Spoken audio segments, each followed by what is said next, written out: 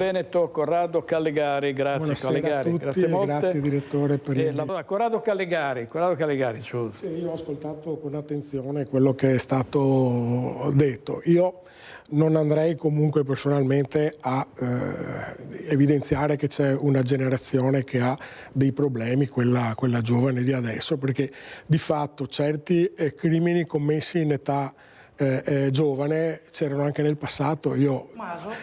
Bravo, Da Pietro Maso in poi ne potremmo citare tanti. Esatto, ce n'era uno che era a scuola con me a Mestre, che ha ucciso i genitori, adesso non so se era Maso, dopo è andato all'estero, ha ucciso i gendarmi, poi è ritornato. Quindi cioè ogni periodo ha la sua problematica, e qua comunque tutti gli omicidi efferati che sono stati illustrati in introduzione hanno anche delle motivazioni diverse. C'è l'anziano che uccide la moglie, c'è uno di mezza età che uccide la moglie, c'è un italiano comunque di origini estere che accoltella di sera una donna in strada, e adesso ci sono questi fatti qua. Per me sono molto variegati. Poi anche quella che è stata citata lì, che aveva il negozio a Preganziol, che è stata uccisa, ancora non si sa chi è, comunque è stata uccisa vicino a casa, forse da uno spasimante o da un cliente o quello che era, insomma. Quindi i casi sono molto diversificati. Io non andrei a creare un qualcosa nei confronti di qualche generazione, quindi non sono d'accordo neanche comunque con l'intervento del consigliere comunale che dice colpa delle generazioni precedenti. Allora cosa vuol dire? Che in Italia con la mia generazione è stato il periodo del terrorismo, a colpa era dei genitori che provenivano fuori dalla guerra? Cioè cosa vuol dire questo? Per me non ha significato.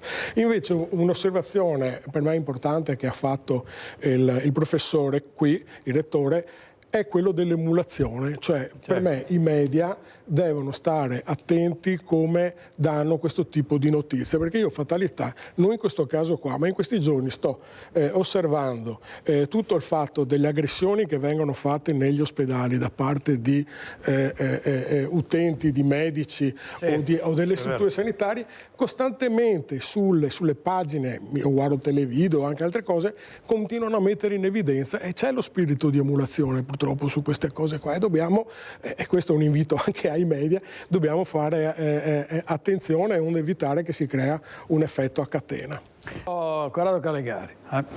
Diciamo che il teatrino che abbiamo visto in questi giorni qua ha qualcosa di vergognoso. Ritengo che il ministro Musumeci si sia scagliato contro una regione che per carità non è che mi rappresenta politicamente, ma che è sempre stata una regione fiore all'occhiello per efficientismo e altro. Qua adesso bisogna vedere il discorso degli stanziamenti che sono stati fatti, perché per esempio leggevo oggi, però bisognerebbe avere le carte certe alla mano, che di molti di quei finanziamenti che erano previsti per l'Emilia Romagna per quanto riguarda il discorso del rischio idrogeologico, i decreti attuativi non sono ancora stati fatti, quindi di fatto i soldi non sono arrivati, non sono gestiti. Mi meraviglia poi che un ministro come Musumeci, che se non erro è stato presidente della provincia di Catania, non è che la Sicilia la possiamo citare come un esempio di efficientismo strutturale, si sia scagliato in questa maniera contro l'Emilia Romagna. Io ritengo che ci sia uno strumentalismo sicuramente politico, fatto anche in previsione delle elezioni. Ripeto, io non voglio difendere l'Emilia Romagna perché non rappresentano, diciamo, il mio pensiero politico, però di fatto io penso che sia evidente che questa è la situazione che c'è in questo momento. Callegari, Corrado Callegari. Per quanto riguarda il discorso adesso dell'autonomia, tu sai come la penso, direttore, che il percorso che ha affrontato la Lega con Calderoli, che comunque ha ripreso il progetto della Gelmini, che era quella della legge delega, per me è un percorso che è stato sbagliato. Lo dimostra il fatto che adesso, a distanza di 7 anni, la Regione Veneto si trova a dover andare a discutere con lo Stato centrale della riforma dell'autonomia del Veneto, cosa che poteva essere già fatta con quello che era previsto dal titolo quinto della Costituzione, l'articolo 116, la trattativa diretta dallo Stato con la Regione. Di fatto hanno messo in piedi questo marchingegno, come ha detto Stefani, hanno inserito i LEP, che i LEP non saranno altro che uno strumento di ripristino della Cassa del Mezzogiorno con cui andranno a rifinanziare, se funzionerà, le regioni del sud con dei finanziamenti che non si sa ancora da dove possano arrivare, perché si parla che possono servire circa 100 miliardi di euro per finanziare i LEP. Invece la cosa doveva essere semplice, trattativa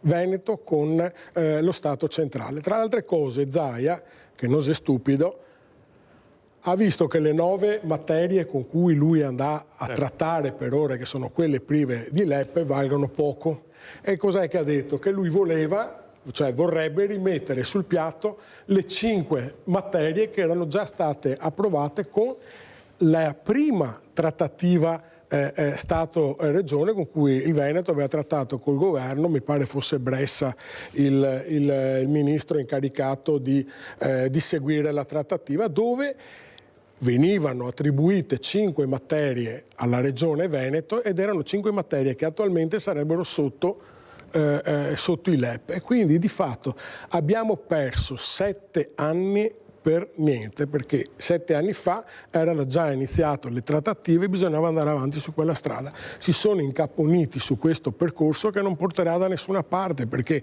ovviamente andare a investire tutte le regioni, anche quelle a cui non sono interessate a questo meccanismo, sta portando a questa situazione di stallo. Tra le altre cose, Tajani ha tirato fuori un vecchio discorso che è stato inserito già subito come dubbio all'inizio di questo percorso qua, quello di dire no, anche le 9 materie che non necessitano di LEP devono aspettare i LEP. Ma perché? Perché devono aspettare i LEP? Per non far mai partire questa cosa qua, perché è evidente per chi conosce un po' come funzionano questi meccanismi che non si andrà da nessuna parte. Sull'autonomia in effetti Tajani ha tirato il freno a mano sulla questione dei LEP, ha detto appunto, come lei diceva, niente autonomia se non ci sono prima i LEP, e Calderoli non l'ha presa bene. Grazie a Corrado Calegari, prima il Veneto, grazie Calegari, a presto.